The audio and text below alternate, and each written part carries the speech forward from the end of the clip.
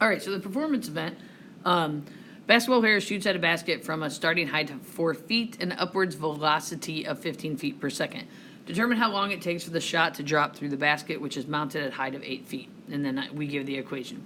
So A says, set up the equation for projectile motion to solve for time and convert it to standard form.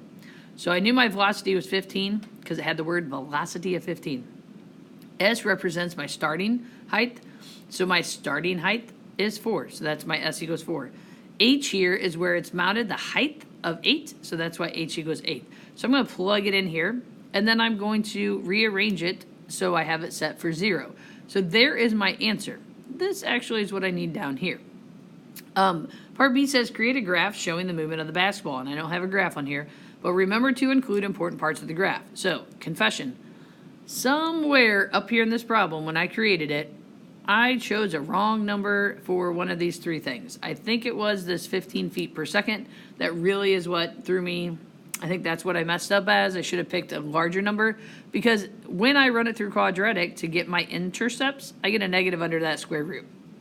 So I confess I chose the wrong B value for this problem when I was creating it because I didn't actually work through all of the steps. So, but the steps are still the same. When it comes to the vertex, you're doing this right here.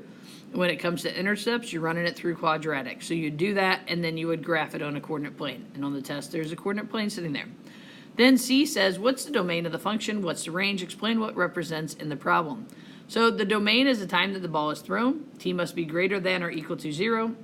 And we say in here, and this is what put in there, students can defend either that the T stops at the other intercepts or that it goes forever. Range is the height of the ball. The range is strictly where H is greater than 0. Can't have negative height unless you need your floor fixed. And then as you can see, we're just joking around. D, explain why you got 2 positive solutions to the equation. Explain how you can rule one of them out to find the answer to the question. Solutions to the equation are the times at which the basketball is at the same height as the basket.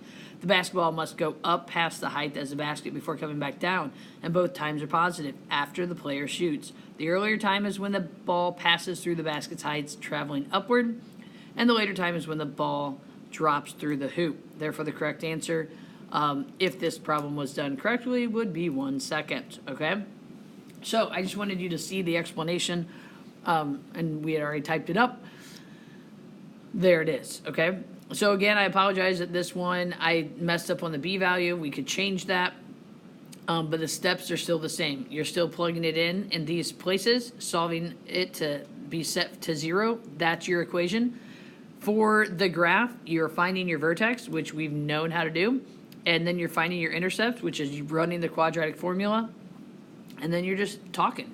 All right, good luck.